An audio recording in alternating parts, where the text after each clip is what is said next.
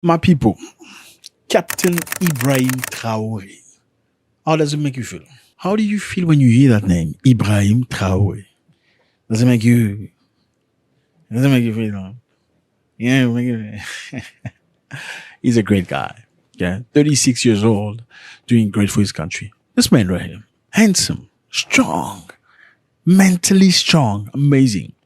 And the good thing one of the things that I really, really like, I'm in a very beautiful place. Yeah, I can't show you right now, but I will show you. You know, I'm just looking like I can see the sea over there. It's just beautiful. Anyway, let's get back on track.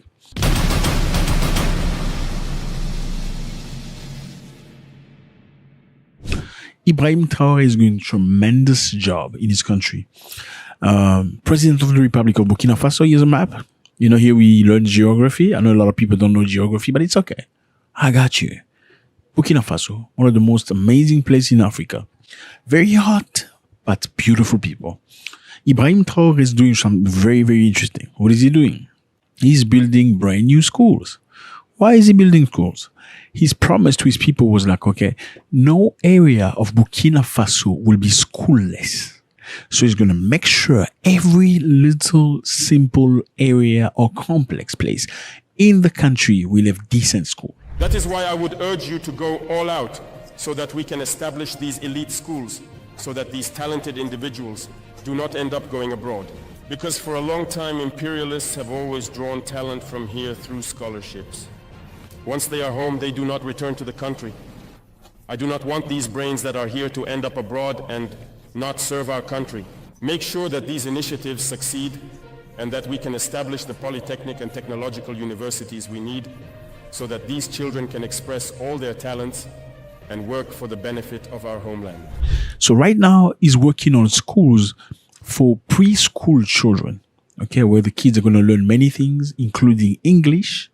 Okay, I understand. I know a lot of you you don't see English special, but some African people find it special, especially people that speak in French, French-speaking African countries. Learning English for them is like an extra language. It's a bit like you're getting an opportunity to learn an extra language, maybe French. You feel like, I can speak English. That's some word of French. Now, you want to start doing this in preschool. Now, the beautiful thing about this is what? You also want to teach children a certain level of mentality. It's like educating children about patriotism from childhood, from primary school, from preschool. So in Burkina Faso, Captain Traoré is determined to make education accessible to all. To this end, the commune of Kempti and Galgouli, located in southwest region of Burkina Faso, will soon host two early learning preschool education center, CEEP. According to Burkina Faso Information Agency, the head of the basic education district of the commune of Kempti and his inspector recently met the parents of the student of that commune. So he's pulled money together instead of spending it in, women and stuff. That's what most presidents in Africa do. I'm sorry, tell you the truth. Especially, this is a young man. I mean, he's 38 years old, 36 years old, sorry. Just imagine you come out of nowhere as a captain in the army of Africa, then you become president. Like you're catapulted into being president and you have all this money and access to that. Many African presidents, unfortunately, jump into the hole. He doesn't. You know what he did? He said, I don't want your money. I want you to pay me as a captain. That's all I want. I'm a soldier. I don't want to do politics. I want everybody in my country to profit from what we can produce. We don't need to get things from Europe anymore. We can produce them ourselves. He builds a plant of tomato, producing tomato. Burkina Faso produces a lot of tomato. And usually they will send it to France. Then France will process it, put it in boxes, then send it back to you to buy as tomato paste. Imagine that. You producing the tomato, it has to go to Europe to be processed, then sell back to you at an expensive price. He said, no more. That's the man we're dealing with.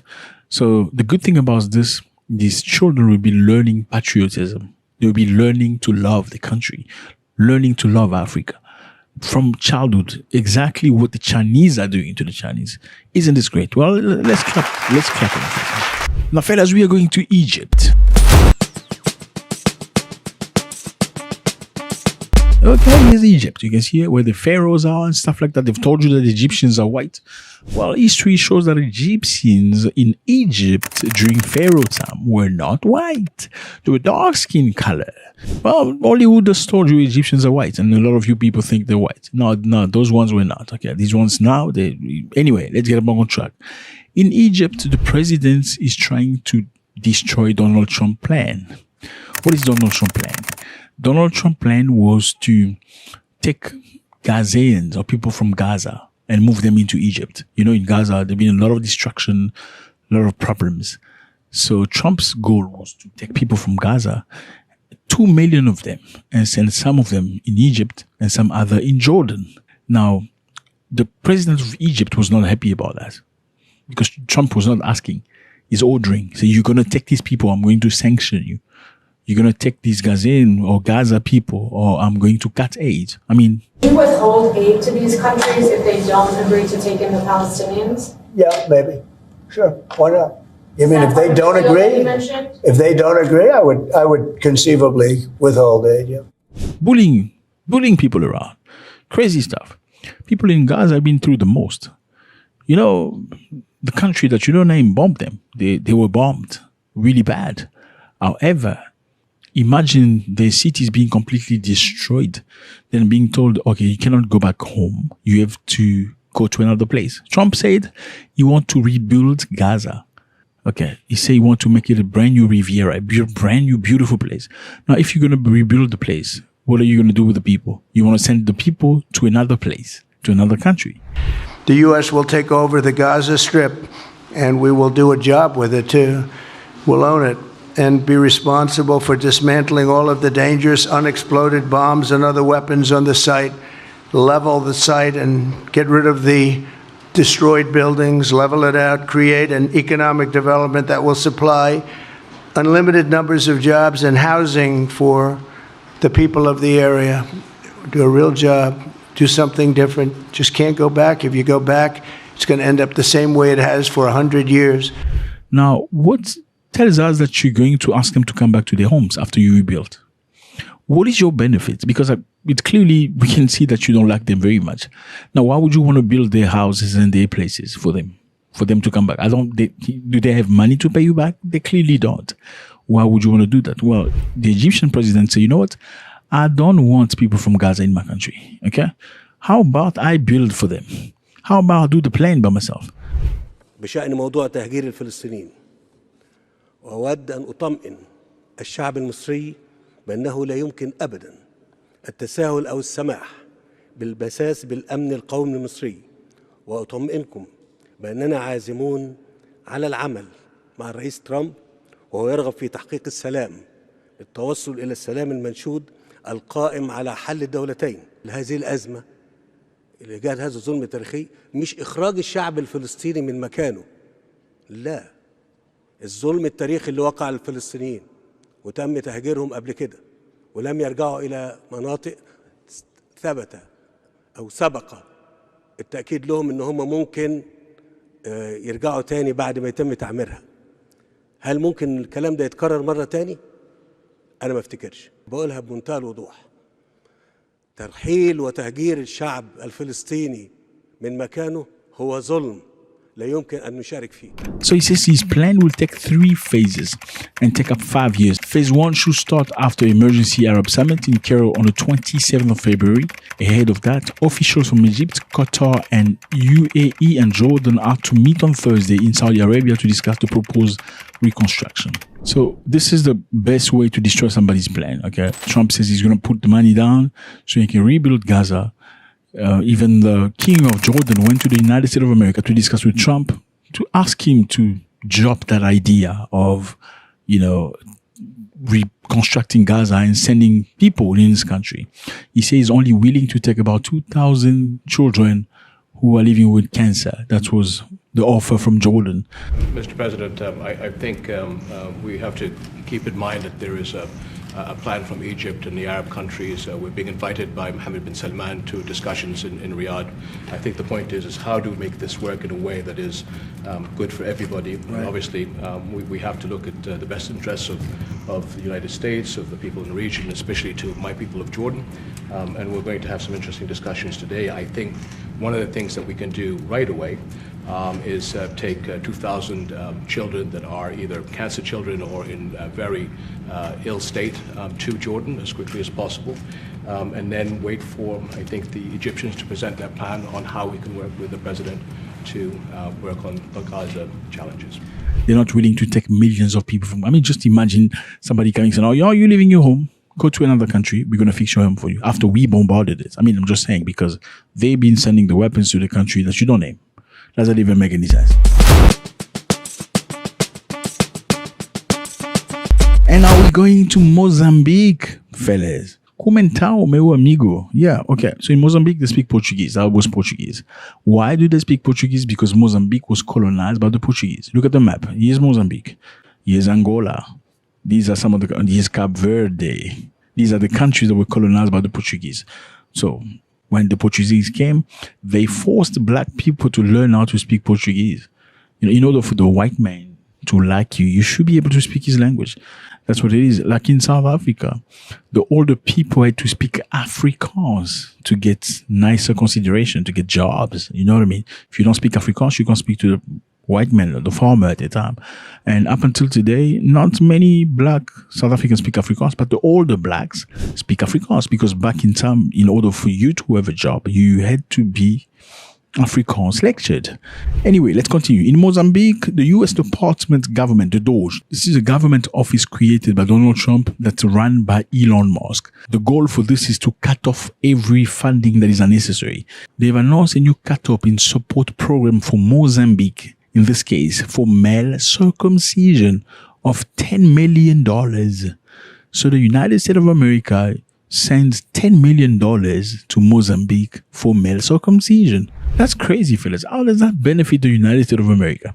Okay, anyway, Elon Musk is set to cut all these costs. You know, Donald Trump hired him. He says he's going to help him cut off all the costs, and he's been targeting stuff. Let me just remind you here that a few days ago, Musk, who heads the new department created by US President Donald Trump, has already denounced $50 million in condoms for HIV prevention sent to Mozambique. You know, if it went to Mozambique instead of Gaza, I'm like, okay, that's not as bad, but still, you know, why are we doing that? So Mozambique has been receiving stuff, eh? You get circumcised for free. You know, you get $10 million for that. You get free condoms. Like, this is crazy stuff. Sorry, guys, I can't speak loud because I'm in a place where I need to be, you know, mindful of that. So what's going to happen? How the Mozambicans, you know, will the Mozambicans start circumcising traditionally? I mean, some places in Africa, they do traditional circumcision. They don't do the white people circumcision. Like Xhosas in South Africa, you know, Xhosas are cousins of Zulus. They, you know, very close people, but Xhosas do circumcision. They will use, apparently, I'm not 100% sure, they will use some utensil. Some people talk about rocks. I don't know how accurate that is, but apparently you have to go through that rocks together. You have to imagine. So they have to do that, and you're not a baby when they do that. You must be like old enough, probably 16 or 17 or 18 years old. Then you go get circumcised. You're feeling everything. Crazy stuff, eh? And even in one tribe in Uganda, I believe, they do male circumcision like that. And when they do circumcision, you have to show manhood. And manhood is you shouldn't flinch when they catch you. Everybody's watching. If you flinch, it's a shame to the family. You shouldn't shift, move, or do any badge. When they cut, you must remain like a soldier like that. When you remain like that, then people are happy, then they cheer. And it's like you're putting the pride of the family on a test. Everybody comes there with anxiety, hoping that you don't flinch by the time they cut you off. Crazy stuff, fellas. So that's what it is. Ibrahim Traoré is doing a tremendous job creating schools for children. Beautiful thing, amazing. Not looking to enrich himself like many African presidents, as you know. He's not beating people up as well. None of that. Egypt president is taking over Trump's project. in building for Palestinians himself. He says he's going to do it himself. He doesn't want Trump to do that. The Palestinians can stay in Palestine. He can do the job. And Mozambique, that used to benefit $50 million worth of condoms. I don't know. How are you doing it, my brother? Are you using plastic bags or maybe baby socks or something? You just use some extra Vaseline. I don't know. Anyway, let me know how you feel about this. It was a great pleasure. God bless. Oh, before you go. YouTube say a lot of you guys watch videos, but you're not subscribed. Why are you not subscribing, my brother? I mean, don't you like us? We like you. Don't you like to see us? Don't you like our news? Click on subscribe button, man. Let's make this bigger. It's going to be great if we do 200,000 by the end of the month. God bless. Oh, drop a comment. Let's push the channel further. Drop a comment. Thank you.